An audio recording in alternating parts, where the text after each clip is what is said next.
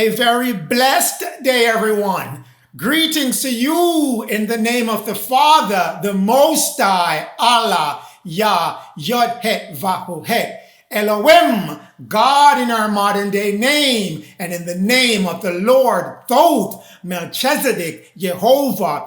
This is Neophyte DAG bringing you another message, and this message is George Washington, the first official president of the United States of America, was black. And I'll repeat it just in case you didn't hear me the first time. George Washington, the first official president of the United States of America, was black, a person of color, a melanated, dark-skinned man. Whichever description you want to add to it, which leads you back to a black person, that was George Washington. To start off this message, we're going to always go back to Job 9 verse 24, which warns us that the wicked is going to change the images of the judges, the rulers, the prophets, the leaders, the kings, the queens, to make it into their own complexion, their own image. And by the end of this message, you'll know who the wickeds are that changed the image of George Washington to be something that it's not. George Washington, let's find out some history about him. Born 1732, died 1799. He's the first president of the United States of America. His presidency ran from 1789 to 1797. He was a military man. He was big in the military. He was a colonel of the Virginia militia from 1752 to 1758. He was also the commander-in-chief, the general and commander-in-chief of the Continental Army of America, 1775 to 1783. His army is the army that won the independence from Britain for America. So every time you celebrate the 4th of July, you're celebrating the victory that George Washington won for the United States of America, freeing it from the British and forming a own country on this continent of America, North America to be exact. He was also Lieutenant General in Chief of the United States Army, 1798 to 1799. So he spent a lot of time in the military, and he spent some of his time being the president of the United States of America, the first official one. You keep hearing me say official because there were other presidents before him, the congressional presidents, but we won't get into that. George Washington, he was born in Virginia. He was a career military man, moving from the rank of colonel of the Virginia militia to lieutenant general in the chief of the Army of the United States of America. He was commander-in-chief at the time of the American Revolution, April 1775 to September 1783. He was the first official president of the United States of America, 1789. He was married to Martha Custis Dandridge, a widower. He married her after her husband passed away. This was George Washington in a nutshell, the summary of him. Also, Martha Custis Washington, whom he married, had children from her previous marriage, whom George adopted as his own children. He loved them as his own. He did not have any children of his own. One of Martha's child, her name was Martha Patsy Custis, was nicknamed the Dark Lady, just to give you a flavor as to where we're going to go with this. This is again another synopsis of George Washington, the first official president of the United States of America. We go to this book, History of the George Washington Bicentennial Celebration, Volume 1. This is where they document all the surroundings, all the history of George Washington, legend of George Washington, persona of George Washington. This is the book that documents all the historical facts about George Washington. So we go to page 225 of this book, the man himself, which is George Washington. Great similarities exist also in the word and the picture penned by those who met George Washington. So we want to establish that first. Full height, 6 feet 2 inches, ruddy complexion. What is ruddy complexion? We'll get into that, but we'll stick a pin there. Ruddy complexion. These are people who drew him, wrote about him. They're putting it about the man himself. Ruddy, of a red color, of a bright yellow color. That is ruddy, the meaning of ruddy. We'll go on to another book. Stick a pin on ruddy. Martha Washington, First Lady of Liberty by Helen Bryan. Page 85 of that book. Martha, with her children and her fortune, married George. She was a rich lady as well. George had his own money. They came together. George, he was tall, just like what we have read. He's 6 feet 2 inches, with a ruddy complexion. Ruddy again, keep popping up. Let's figure out what ruddy is. We said it's red and of a yellow color. We'll go to another book. Mary and Martha, the mother and the wife of George Washington by Benson, Lossing, LLD. Page 105 of that book. Washington was 6 feet. Everyone's coming back with the same height. His complexion was florid. What is florid? I mean, they keep giving us these complexion descriptions that we have no idea what they're talking about if we're looking on the surface. You're going to have to find the meaning of words once you come across them. Florid, bright in color, flushed with red, a lively red.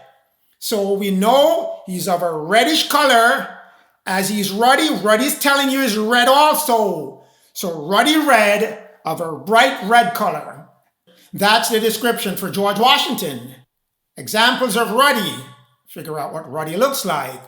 Ruddy red on the left, ruddy yellow, ruddy gold on the right. So he's florid and he's ruddy. He will be on the left-hand side of your screen. That's his complexion. Ruddy, a ruddy complexion, ruddy red. That's George Washington complexion, ruddy. But we won't stop there. We'll continue.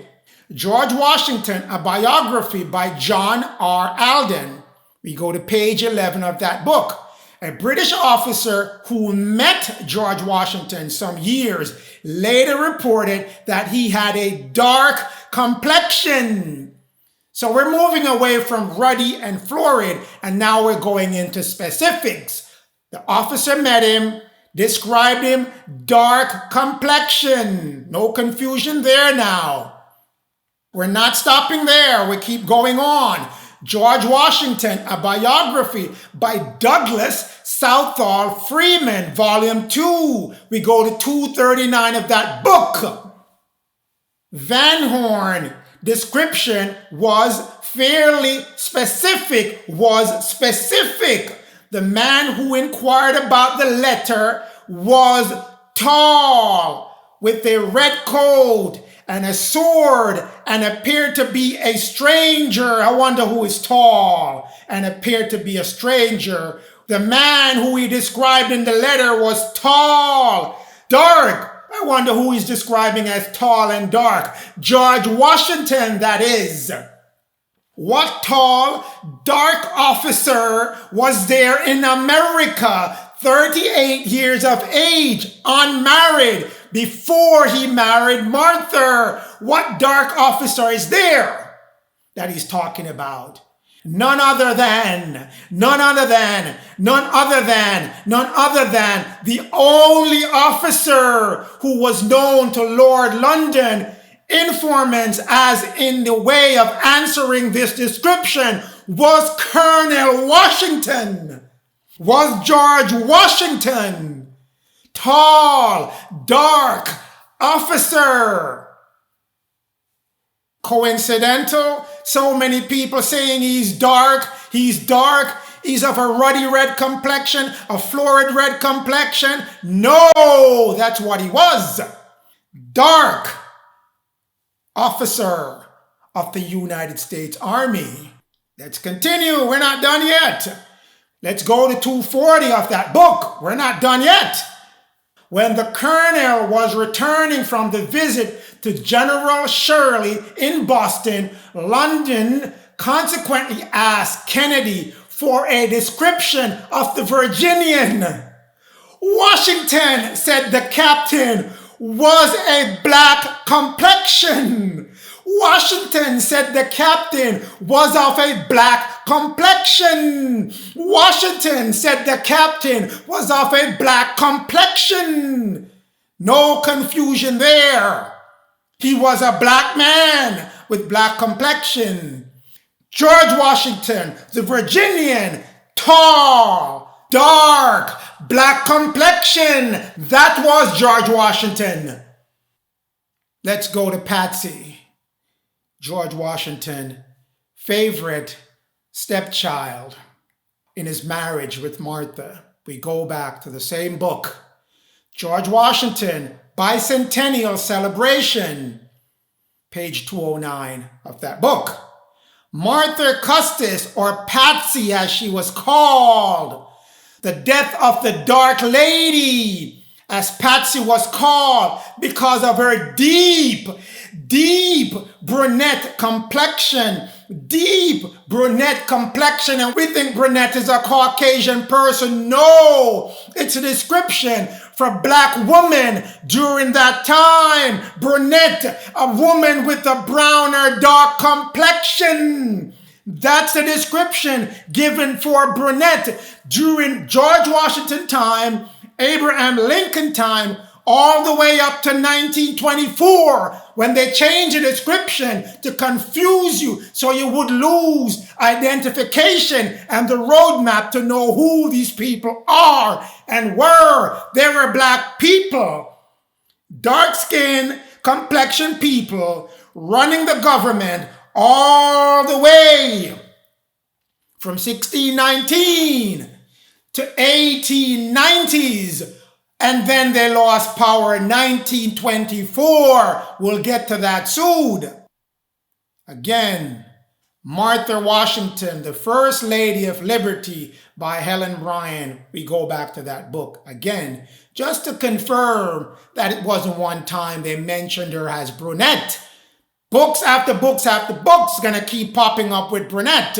Page 155 of that book. Patsy, dark lady, because of her dark hair and her brunette complexion. George's stepdaughter, brunette complexion. Brunette, as we have identified, is a brown woman, a dark complexion woman, a black woman in our modern day description that was given to us by those who changed it up. Not done yet. And I have to exhaust this to make sure you know that George Washington's entire house was black. Martha again, dark lady as she was called in the consequence of her brunette complexion. Washington was deeply attached to her, to this little girl, his stepdaughter. He loved her, a black man, adopting a black child and loving that child as his own. No Caucasian Washington, no Caucasian family in his house, no Caucasian wife, no Caucasian stepson, no Caucasian stepdaughter. They were all black. Conclusion. George Washington, the first president of the United States of America, was a tall man, 6'2", of a ruddy complexion, a florid complexion. He was dark as ever. He was a black man of black complexion, as identified to the British soldier all the way across America. They knew him as a black man. And they reported back to King George of England that it was a black man that was giving resistance to the British rule in America. George Washington's stepdaughter and his entire house was black.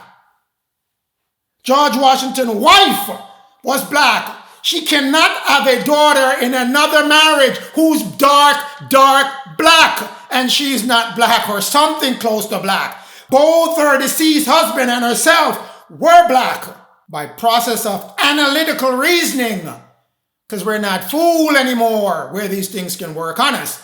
But we won't stop there. We won't stop there, since we're in the mood now for destroying lies on top of lies. Black Colonel George Washington and the black soldiers he was in command of during the American Revolution that won the independence for America. Virginia soldiers muster roll, August 1757, enlisted men under George Washington, 91 of them. We go to the book, Virginia's Colonial Soldiers by Lloyd DeWitt Buckstruck. Page 103 of that book gives you the muster roll of the entire battalion, the soldiers, the militia, the colonial soldiers that were under the command of Colonel George Washington. And so lucky for us, they listed complexions and where they're from. This is the first of the listings. Fair skin or Caucasians are underlined in red. Black man, dark-skinned man, colored man, people of color in brown. Where they're from, what country they're from, in blue. Because I'm going to prove to you many things right now and destroy a whole bunch of lies. The first lie I'm going to destroy is Scotland. One of them is he's from Scotland. Ruddy complexion like George Washington. So there was no black people in Scotland, right? That's what you were told. What is a ruddy man, same complexion, dark complexion like George Washington being listed from Scotland? 3 Caucasian, 1, 2, 3, 4, 5, 6 black men so far, but it doesn't stop there. This is what it looks like on the second page of the list. Look how many enlisted soldiers in brown. Look at how many enlisted soldiers in brown. Look at how many enlisted soldiers in brown compared to those in red. Look at all the blues. They're all over from Europe. Black man, look at the top. He's from Ireland, dark complexion. The other one from England, dark complexion. The other one from Ireland again, brown complexion. They're all across Europe. Black man, very black, very this, very that. All dark-skinned people. Thomas West, very dark complexion from England. All people of color. Look at the amount of Caucasian. 1, 2, 3, 4, 5, 6. 6 out of about 20 of them. You getting the picture now? They're all black men in George Washington Army, and we're still not done yet. Here we go. The third page of it. 1 white man on it. All of them black. Every single one of them black. And they're all from Europe. All black men from Europe. Coincidence? No. They were from Europe. Black people from Europe that came to America, but they lost their identity as well. In 1924, Virginia Racial Integrity Act. But we won't let that slow us down. We're going to go to page 4. Still again, all people of color, very few Caucasians on it. Fair skin, pale skin, that was their description at that time. Yellow complexion, red complexion, brown complexion, dark complexion, all kind of complexion, telling you these people were dark-skinned people, brown complexion. They're all people of color in George Washington Army. What happened to What happened to Glory with Denzel Washington and Morgan Freeman? Black men weren't ready to serve in the army. What happened to Tuskegee Airmen? They can't fly. Black men don't know how to govern and how to make decisions. These were all black men winning the independence for America under a black colonel, George Washington. Time for the foolishness to stop. Time for it to stop. Doesn't stop there. Look at the enlistment. I did the numbers for you because I want to show you the ratio of Caucasian to people of color, black men, that were in the army of George Washington, winning independence for America, then later on swept under the rug with lies. These were the soldiers in George Washington's army. Total enlisted soldiers, 91 of those 91 people of color, black men, 68, Gentiles, Esau, Caucasians, 16. 7 of those soldiers, they did not put their complexion. People of color, 74.7%. The Gentiles, the Caucasians, 17.6%. Look at the big difference in the percentage. 3/4 of George Washington's army were black men. 3/4 of his army were people of color, melanated, dark-skinned people. That's also demonstrating the percentage of people that were in America from Europe. It also represents the people, the number that was here fighting in American War of Revolution, American War of Independence, winning the independence for America. That's the ratio showing majority of who were in America at that time were people of color. It's still the same.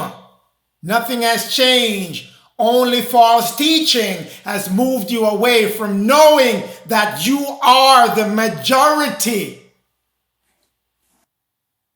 Was this an anomaly? Something unusual? Only George Washington Army had this ratio and had black men in it? No! New York had its own enlistment. Let's go to the New York muster roll. New York Historical Society, a collection of records, muster roll of New York provincial troops, 1755 to 1764, same time as George Washington. Let's look at that. There it is. Complexion, where they're from. Muster roll of New York provincial troops, the year 1758. The number of soldiers on this page enlisted, 42. 26 are black men, people of color. 16 are Caucasians, fair skin, pale skin complexion people. Look at the ratio. More people of color than Caucasian people in the New York troops in the year 1758. But I'm breaking another news to you on this one. Oyster Bay. Oyster Bay. Indian. Where are those Indians now in Oyster Bay? Islip, Long Island. Indians at the bottom of the screen. Where are they now? Oyster Bay, Indian. Where is he? Where are these Indians that were in Oyster Bay and Islip, Long Island? Because this is telling you where they're from, where they're born. You see again, they're all across from Europe as well. England and Ireland, black people coming from those locations. All you have been fed were lies that black people didn't exist. They were only slaves. No, there were black people here first that occupied this land. Those blacks were here first. Then other blacks came from Europe and enslaved them. The good and the bad has to be taken. Can't shrug off the bad like what the Gentiles did. Yes, King James was a black man. Yes, he sent people over here to enslave other black men that were on this land. Yes, they were pushed out of power in the late 1890s. And they were overrun by the Caucasians, the Gentiles, as of World War I, all the way until your time now. Many laws were passed to sweep your history away because all the dark-skinned people, all the black people from Europe were bunched in one categories with the people that they originally were enslaving, and they all became black. Let's move on. Here we go again. A list, a breakout, Caucasians versus people of color. Now, muster roll of New York provincial troops, the year 1758. The number of enlisted soldiers, 42. 28 are people of color, black people. 14 are Caucasians. The ratio again, more black men than Caucasian men in the New York Army in the year 1758. And again, I want to bring to your attention Suffolk County, Indian, Queens County and Indian, Long Island and Indian. Where are these Indians now? Where are they? Where did they disappear to? Native Indians were in the army, not the Indians that you're thinking of now that you see on your screen. No! 28 people of color, 14 Caucasians. More people of color than Caucasian in the Army of New York, which participated in the American independence. No Gentiles, no Caucasian winning any country of America for you. A black man was at the head of the army, George Washington, running a battalion, a group, a soldier, an army of predominantly majority black men. 25 black soldiers, 11 Caucasian soldiers. Look at where they're from. They're all from England, Ireland, Spain, Scotland, Germany, all across Europe, all these black people, because they were in the ruling power in Europe as well. Same in America. Want to point out to you, Daniel Penny from Block Island. He's a black Indian. Just to let you know what I'm telling you, I'm not making stuff up. Black Indian, where are those black Indians now? They're categorized as black. They dropped the Indian and left them as black. I'll show you that in a few. Muster roll of the men raised and passed in the company of the New York State Army, year 1760. 36 soldiers, 25 people of color, black men, 11 Caucasians. Again, the ratio, more black men than Caucasian men in the Army of New York militia provincial troops. No anomaly all across the entire United States from these two examples. Virginia, New York, majority of the soldiers are men of color, dark-skinned, melanated people, black men. Look at where they're from again. Majority of them from Europe. They are black, brown, ruddy, all different kind of complexion except fair and pale. All black men in the Army. New York Army. They wrote the information down. Now, we go to the abomination of it all. We go to the desolation of it all. The Virginia Racial Integrity Act that was adopted, whether in principles or explicitly by the entire nation, that's what everyone is practicing now. This Racial Integrity Act collapsed every person of color, every black person, whether you are Indian, from Europe, from Asia, wherever, you became a Negro. You became black. You became colored.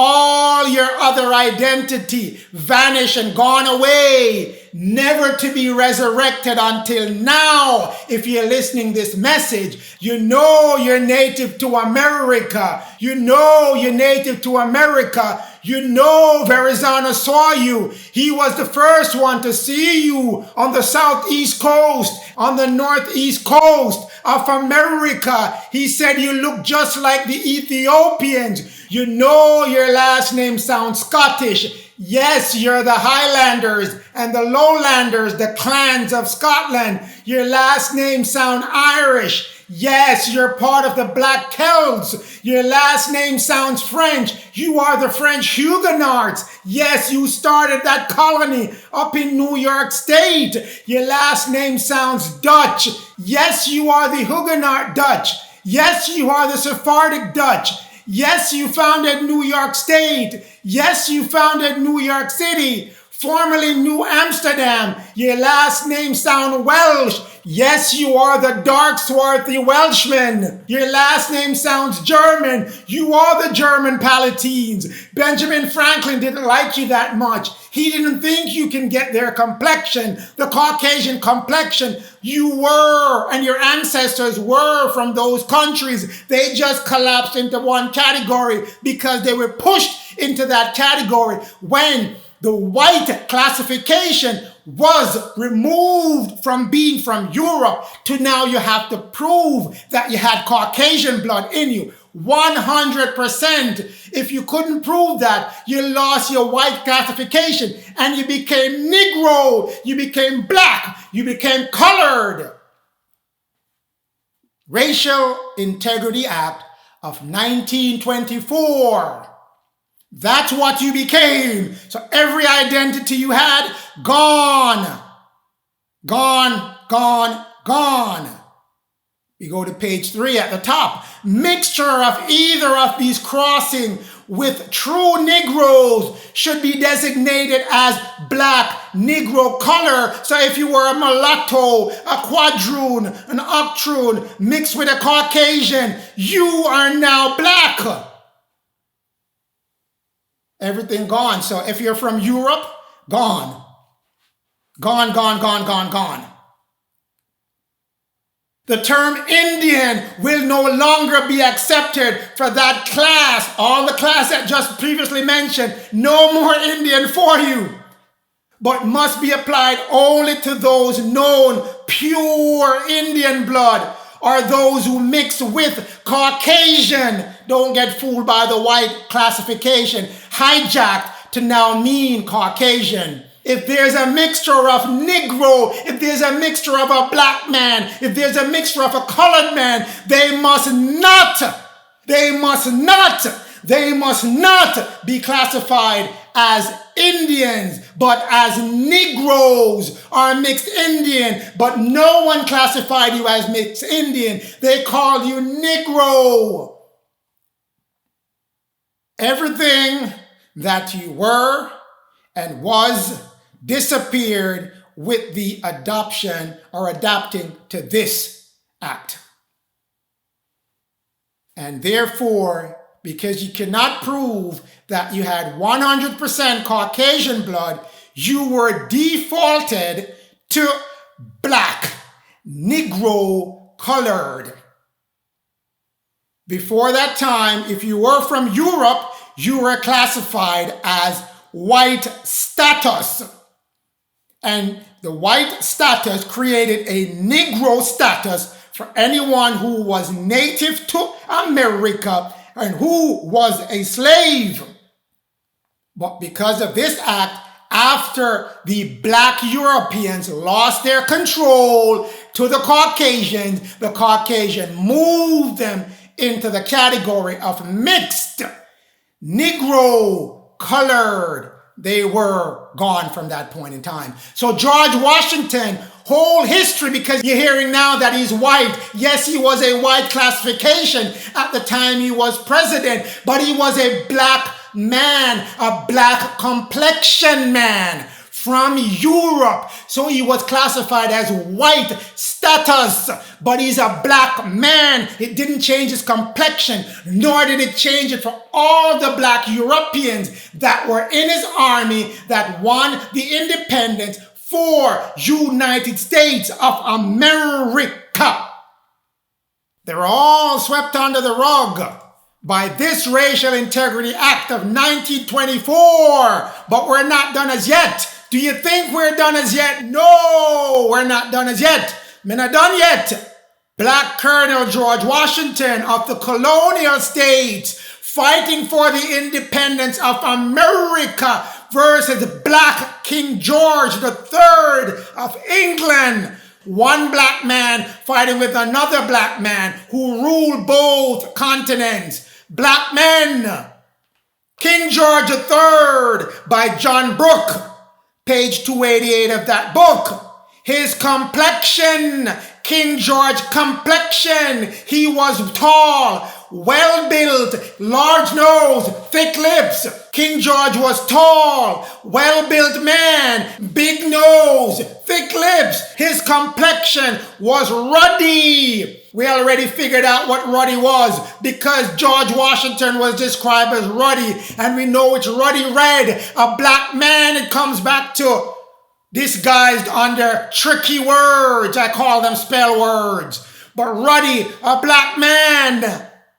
King George, black man fighting with another black man. Two powerful black men controlling two different continents. Let's continue. A royal experiment. The private life of King George III by Janice Hadlow. Page 120 of that book. Notwithstanding King George III's age, his complexion, sanguine. For your convenience, I have sanguine next to it. The definition, reddish, brown color of dry blood. King George III, a black man as well. Not stopping there, King George III, a biography by J.C. Long on page 66 and 67 of that book. At the bottom, whereas King George III, father, Frederick, was a dark complexion man. The man looked like a Moor. The man almost looked like a Moorish person in appearance. What is a Moor? A native of north coast of Africa, called by the Roman. From the color of the people, the country of dark complexion people, the country of dark complexion people, which corresponds with the description that his father was dark complexion. Father dark, the son is going to be dark unless the mother is a little lighter in complexion. That's where George come in. He had a fair skin. No, doesn't mean that he's a white man. No, that means his complexion didn't have smallpox. But his coloring, he's a high-colored man, a high-colored Negro, a high-colored black man, what we call a light-skinned person, a light-skinned black man. If you want a description, he's a ruddy gold, a ruddy yellow man. Nothing is more further from the truth that these were Caucasians that was winning the independence of America from a Caucasian who was holding them in tax hostage in England. No, two black men fighting against each other for sovereign power. Who's going to control the wealth in America? Doesn't stop there. King George III, his lineage is from Germany, even though he was king of England. They are from Germany. That means the Germans were also black that were in power at that time. Yes, they were in power until they started to marry into the Saxon of Germany. That's when it started to make the transition to what you have now as the queens and kings of England, the Caucasians. That's when they started to seize power. All of that happened in the late 1800s. That's when the dark-skinned, melanated people that had control over this planet on all continents lost their power. Don't be fooled anymore by all these lies on top of lies and more lies. Jeremiah says they will go to the Most High and the Lord and say, Lord, we have inherited lies, a whole bunch of lies. Have mercy on us. Which brings me to Jeremiah 16, verse 19. This is for all the changing of description people, all the changing of complexion people, all the ones who did these things knowingly to deceive, all the ones who kept the deception going, all the ones who are now in that nation which I shall judge. Genesis 15, verse 14. O Lord, my strength and my fortress and my refuge in the days of the children of Israel, the house of Israel, the house of Judah, the house of Jacob, affliction. No, our affliction is done. So the cap flip, the shoes flip. It's gone now to the Gentiles' affliction. No more shall you be afflicted, Jacob, Israel, Judah, Lewis, but it shall shift to the Gentiles, the Caucasian race in America. Because the Gentiles shall come unto the Lord from all over America and shall say, O Lord, surely our fathers have inherited lies on top of lies and more lies, and have given us vanity, vain, useless things of conceitedness, of self-praise, and things where there is no profit for us at this time of judgment. They have given us all these things that we have profited from, but the profit ran out. The bank closed. It's bankruptcy time now, and I have no profit, only vain things. Because I'm knowing now I've been getting lies on top of lies on top of lies. I didn't know because my forefathers hid it very, very cleverly, very well, to make sure not even I knew that they were lying. Your entire history, America, is all lies. George Washington was a black man. I did another message on Abraham Lincoln. He was a black man with coarse hair, nappy hair. He said it himself. All your president, all the way from George Washington, all the way up to 1890, were all black men. The person who founded America, King James, was a black man. There's a town named after him, Jamestown. That's a town given from the name of a black man. His son, Charles I, his grandson, Charles II, were black men as well. Charlestown, all named from a black man. Virginia is from the name of a black woman, Queen Elizabeth I, given in memory of her by Charles.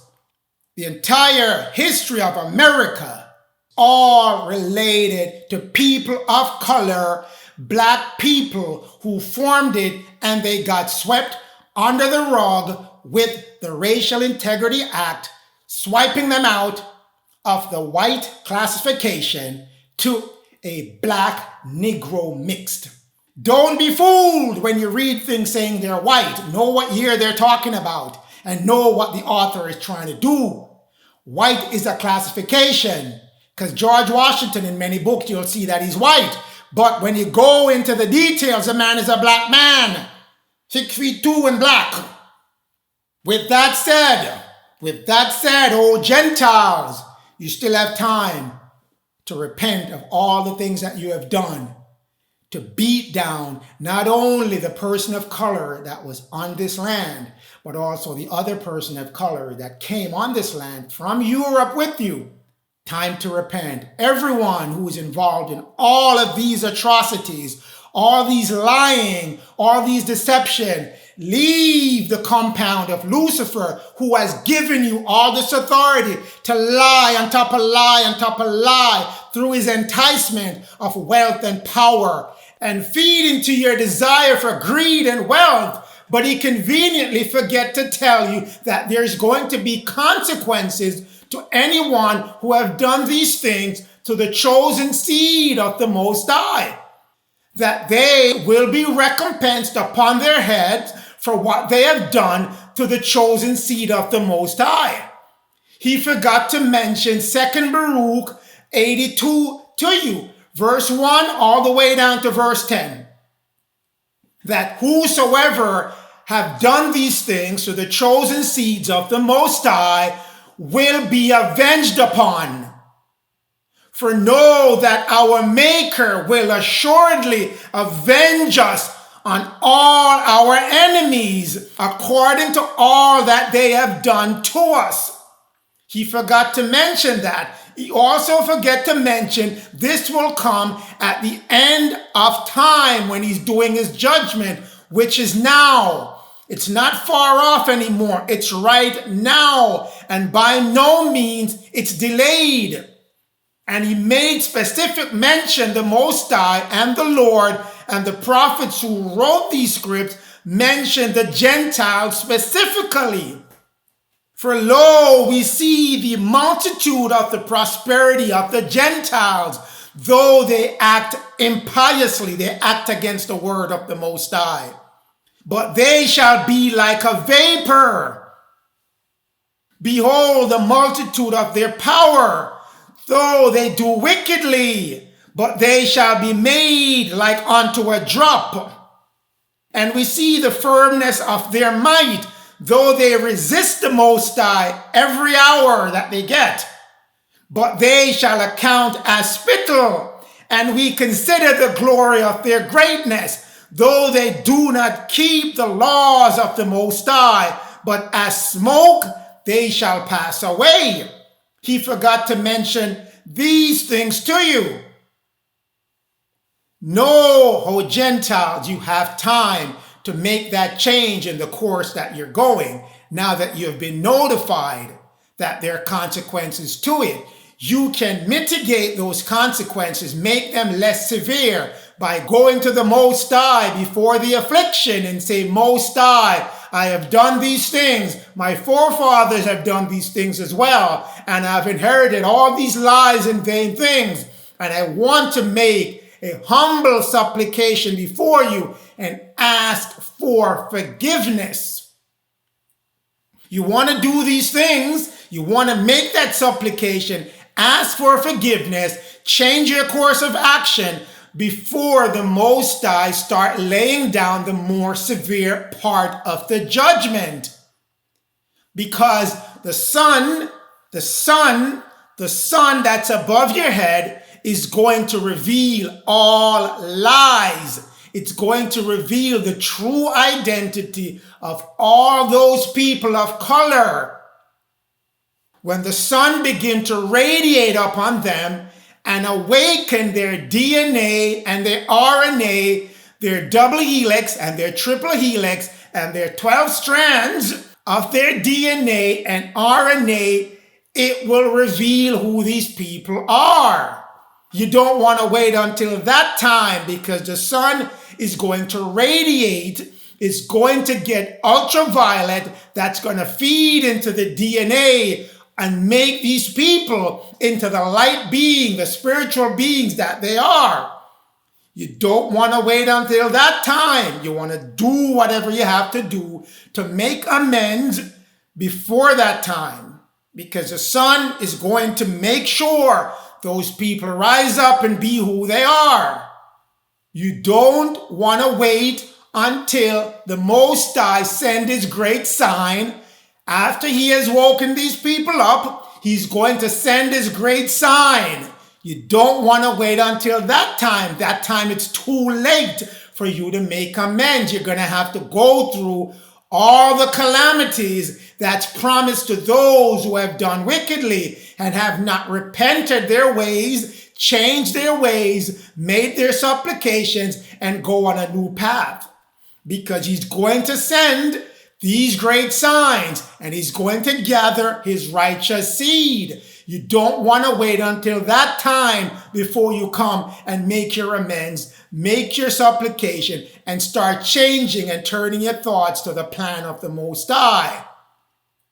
So now I'm taking this time to tell you, jump off the plan of Lucifer before it's too late, because the Most High is going to send his son, S-O-N, S-U-N, both are coming to wake up the dark-skinned, melanated people who have been afflicted, whose history have been changed, and all these wicked things have been done to them. That's going to change the course of where you were going with all that brilliant idea that Lucifer gave you.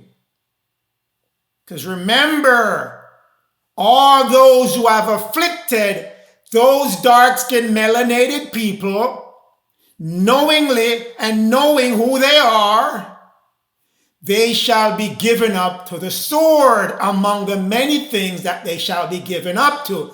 The sword is one of them. The S-U-N is another one. The great sign is another one. Because these people who have been afflicted, now they're going to be redeemed, reclaimed, reactivated, and made into the light being who they are. Don't wait until that time to make your amends. Oh, Gentiles, now is the time to make your amends, because I have to give you this message.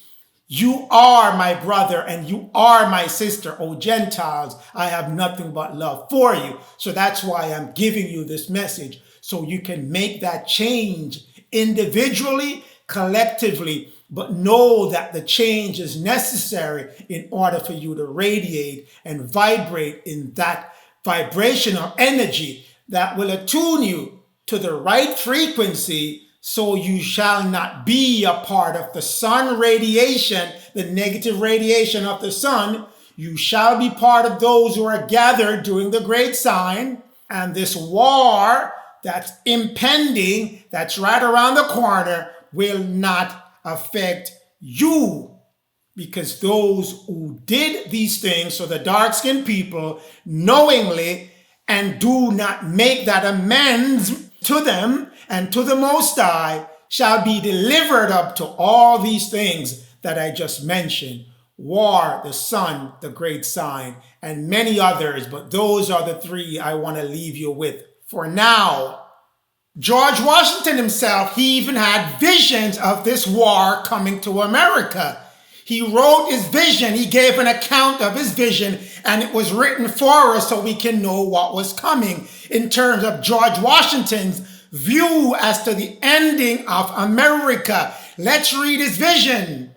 And again, I heard the mysterious voice saying, "Son of the Republic, look and learn." At this dark, shadowy angel placed a trumpet to his mouth and blew 3 distinct blasts. And taking water from the ocean, he sprinkled it upon Europe, Asia, Africa. Then my eyes beheld a fearful scene. From each of these countries arose thick black clouds that join as one army, joining from those 3 countries, from those 3 parts of the world. And throughout this mass, there gleamed a dark red light, by which I saw hordes of armed men who, moving with the cloud, marched by land and sailed by sea to America. That's where the army is coming. Which country was enveloped in this volume of cloud, dark cloud covering America? And I dimly saw these vast armies devastate the whole country and burn villages, town and cities that I beheld that was springing up during the glory time of America. As my ears listened to the thundering of the cannons, clashing of swords, and shouts and cries of millions in mortal combat, I again heard the mysterious voice saying, "Son of the Republic, look and learn what's going to happen to America at its final consummation, its final ending." As the voice ceased, The shadowy angel again dipped water from the ocean and sprinkled it up on America. That's the other part of the vision that will come with the great sign. But I'll stop here because I want to show you the war as visioned, the vision that George Washington got of that war that was coming. And this vision he got when he first defeated the British and formed the United States of America. During that time, he got his vision of the beginning of America and the end of America. So know that even George Washington himself saw part of what was coming to America at its end, the war portion of it. And I'm trying to tell you the same thing, that there's a war coming. There are too many evidence in the Bible, outside of the Bible, that's telling you this war is coming.